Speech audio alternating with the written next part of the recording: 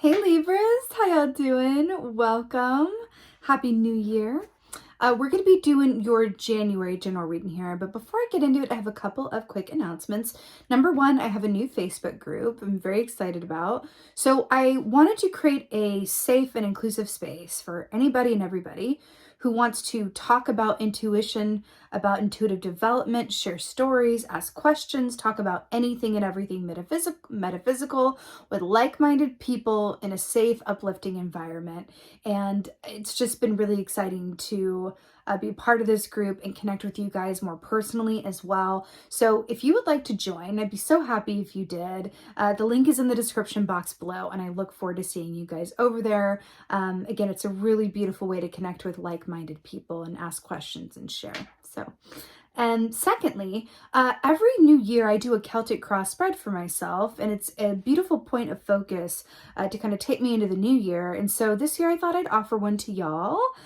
So it's an emailed reading where it'll be a picture of your cards and then a description and then my analysis of what's in store for you in 2022. So if you're interested in booking this reading, there aren't very many left as I am recording this. I will try to make more available if at all possible. But if you would like to book that reading, the link is in the description box below. Okay, let's get into your meditation. So, I want to say to you, I saw like Libra, like the word Libra being built out of wood and then being power washed. It was like something old being made to look new again. I got that there was power in the past, and I saw like the old being made new again. I feel like there's something that worked for you before that you might be reinstating this month, or even if it's like a part of your routine that you used to do and then you stopped doing it. Like I'm seeing Rachel McAdams in The Notebook when she's like, you know, Lon, I don't paint anymore. I stopped painting. It's like something like that, where it's like you return to something that used to really work for you before, or just something from the past feels nostalgic, but in a really positive way. So there could be an opportunity for you to consider like maybe something that you let go of or that worked before and kind of bring that back. It could even be reinstating like family dinner night or something. Like it even be something like that, but it feels good. It feels nostalgic and healthy and well. All right, let's get an animal energy for Libra for my butterflies. Oh, okay, right. Well, all right. So we have the Scorpion here coming up for y'all, so let's talk. So this is making sense. So Scorpion energy is very much about, well, deep feeling, passion, but the shadow energy of Scorpion is when we need time alone, but we don't take it, right? But the light side of Scorpion, which is what I'm feeling it's talking about for you guys with the meditation, is very much about not being a victim of your past or being a product of it, but being a response to it and understanding that there can be beautiful aspects of the past that we can incorporate into our now in order to inform and uplift us. You know, it's very human to remember the past in a better or worse light than it actually happened. And I feel like for you, you have an opportunity to see it in a kinder light. Maybe some things that were difficult and now you're having a greater perspective on them. But also Scorpion energy, Scorpion medicine is also about understanding the habits or actions that we do or don't take, or our relationships that serve us really well and give us back what we give.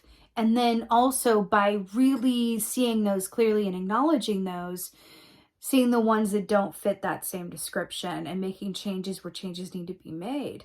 But there's something here about how much do you give to other people in terms of how you get back, and really allowing the past to inform you around that. Because it did feel like the past, and me the Scorpion here, which Scorpio energy is sometimes the shadow side of it is they're kind of trapped in the past, or they're letting their past inform the now. But in a positive way, Scorpion energy can be very, very powerful, because if we can learn from the past, that is the ticket. If we can learn from it, and if we can incorporate it into the now positively. Okay. So we have the Five of Cups here. So this is my card about perspective. So we have the Scorpion, which is technically a fire energy, but it's also water because it is associated with the sign of Scorpio, which is a water sign. And then we have the water here of the Five of Cups. So again, this is about perspective. Are you focused on the cups that are standing upright, or are you focused on the ones that are spilt? Now, there's also an aspect here as well. Remember, see, looking down, looking up. Where's your point of focus? Past and future, present, right? It's interesting how this is coming out. But also, like, with the Scorpion here as well, I feel like I'm getting drawn to the Sacral Chakra. The Sacral Chakra, the orange chakra. I'm really drawn to that here, and then we have the orange here as well. So I'm getting called to talk about it, so I'm going to mention it. So the Sacral Chakra is the root of our sexuality and our relationship to passion, right? And which is interesting because Scorpion is very much about passion as well. I feel like there's something about rooting into what you are truly passionate about and allowing yourself to receive as much as you give. Can you allow yourself to receive in same measure or just as well as you give? There's something about that. Okay, so I feel like this is related to the past, but also quite possibly to childhood as well, because it's kind of a Six of Cups energy I'm getting with this as well. You know, if you think about a child, the energy for this week is the Fool, which is a child's energy. You know, children love like they've never known hurt before.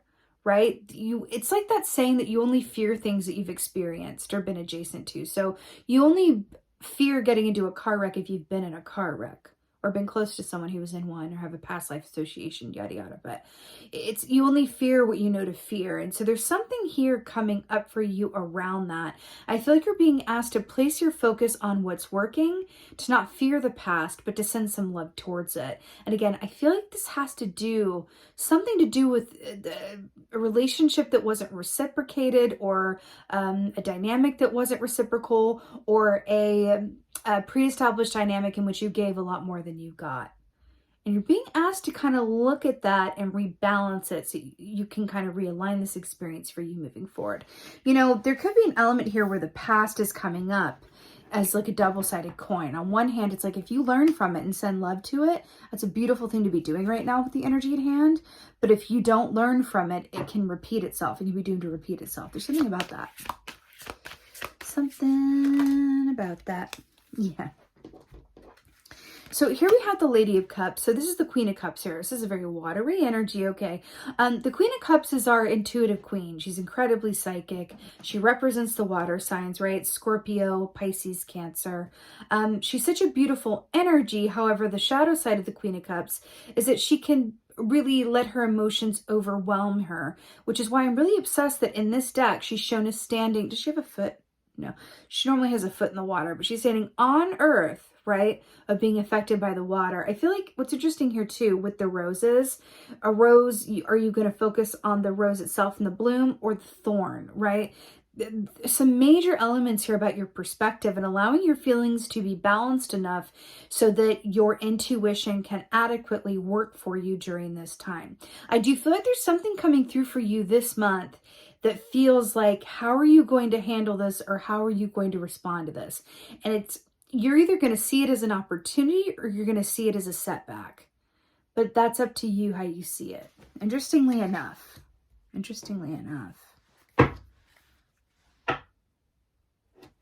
Okay.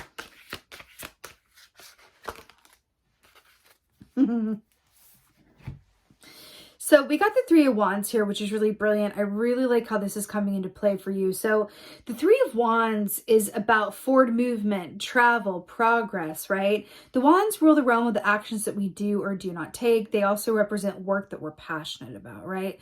So the Three of Wands here, it's really interesting because I'm getting like a fork in the road situation with this, but I feel like you are being primed and being asked. It does feel, the Three of Wands feels really, really like where you're going with all of this. And what state are you going to be in when you reach this point, at a point in the month where you go, okay, I'm going to move forward with ABC, XYZ. How am I feeling about it? Do I feel aligned about it? Do I feel like I'm ready to manifest, new things? Is the past affecting my subconscious or me anyway? Or do I feel really good? Do I feel like I've learned all that I can about the past? I've sent love to it. I've healed.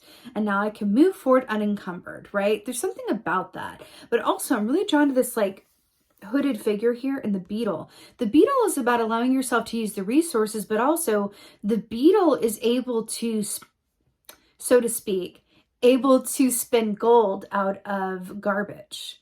So there's something about allowing yourself to move into this opportunity to move forward cleverly and unencumbered. I feel like that's a question for you guys too. What has held you back before? What has held you back? I mean, really honest about that answer. What has held you back? And then making change. Have you held yourself back? Because Scorpion's also related to Five of Swords energy. Oh, y'all. We got Five of Cups and Five of Cups. Double Five of Cups. So again, we're talking about the perspective. So I really feel like this is related to the past or where you've been up into this point. I really feel like there wants to be some healthy perspective sent to the past and transmuted into something positive, right? If you can look at something that did not go the way that you wanted, a setback or a heartbreak, but you're able to find the good in where you are now and go, I'm actually grateful for it because of where I am now and everything that's working. That's the key here with this Five of Cups. You're being asked to align your perspective. I'm also hearing, because you got the Scorpion, don't be afraid to spend some time alone with this kind of work, okay? I'm feeling that as well. I feel like there's something about your partnerships and relationships. Again, do you give as much as you give? I'm getting that someone may be, or a group of y'all, may be an overgiver. I want to say this to you about overgiving, which I completely am guilty of. Overgiving is a form of control.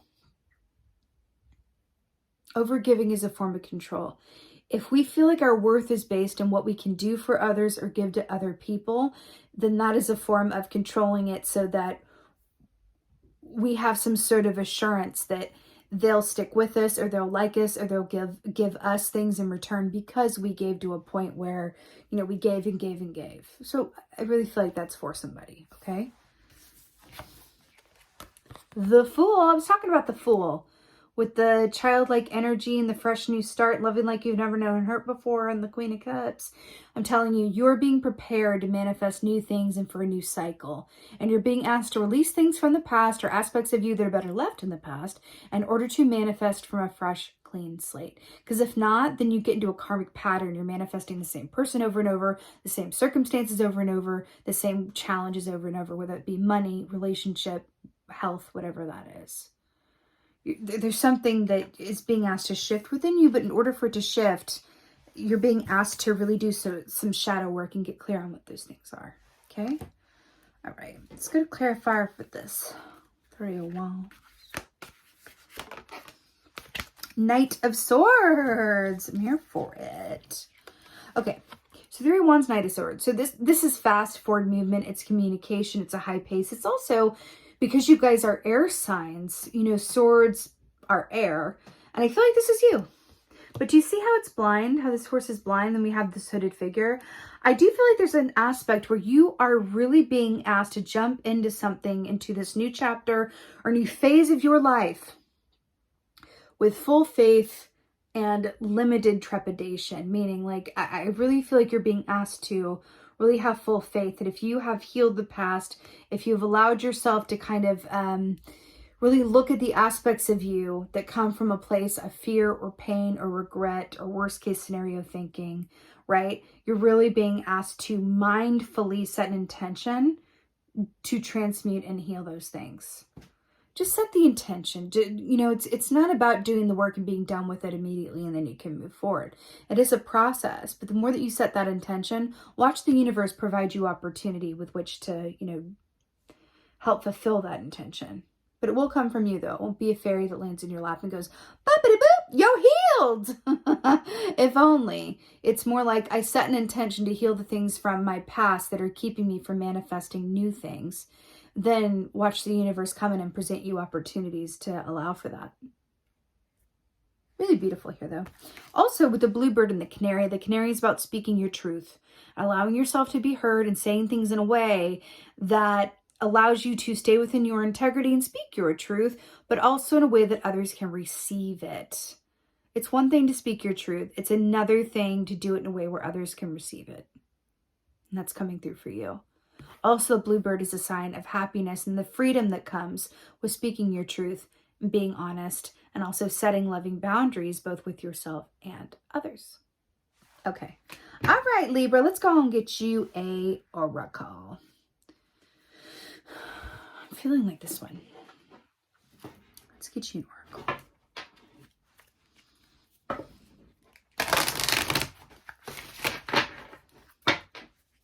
You know, a lot of fish in this reading too, a lot of fish imagery. I would say, you know, fish medicine is very much about going with the flow and allowing yourself to align with the path of least resistance as well. Yeah. Okay, let's get an oracle. Also a sign of fertility as well. Indeed. So you have the Dream Walker here. I really love this oracle. So this says, dreams, the collective good, illusions. Look at that little fairy. I was making a joke about a fairy coming in and healing. Can you see that? Oh, can you see that? Interestingly enough, and then we have a dragon behind it, which is about manifestation and magic and vision. So dreams, the collective good, illusions. You know, the Dream Walker is very much about, it's very aligned with what we've been talking about already in terms of your perspective in the past. But sometimes the story we tell ourselves is not necessarily the truth of it, but it's a script that we have that has worked for us in some way.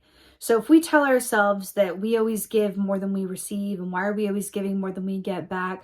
Well, then you might benefit from asking yourself, what do you get out of that? Back to the idea of how overgiving is a form of control. Or I always, you know, nobody ever wants to help me. Nobody cares about, you know, what I need. And whenever I ask for help, people say no. Well, think about where that came from in your past and how that is a myth that perpetuates itself as a truth, because the universe will conspire to prove you right about your belief systems. So if you really believe something negative or positive, the universe will prove you right, because you are a creator. And that's what this is saying with the Dream Walker. So if you allow your perspective to shift into a positive, truth-filled space, wait and see what happens with that manifestation. Back to those Three of Wands, realness, and Knight of Swords, right? All right. Brilliant. Okay, Libra, this is your January general reading here. I so hope that this helped and resonated. If so, I would so appreciate it if you let me know in the comments below. I absolutely love reading your comments. Also, if you could like this video, if you could hit that like button wherever it may be, if you could share this video, if you could subscribe, and hit that bell to get the notification button so that you know when I'm coming at you. Doing all of those things for me allows me to come back and give you more content on a regular basis. So I would really appreciate that. And with that being said, just thank you. Thank you so much for watching this. I appreciate every single one of you watching this. And with that being said, and most of all, really, just thank you for being you, and be well. Until next time.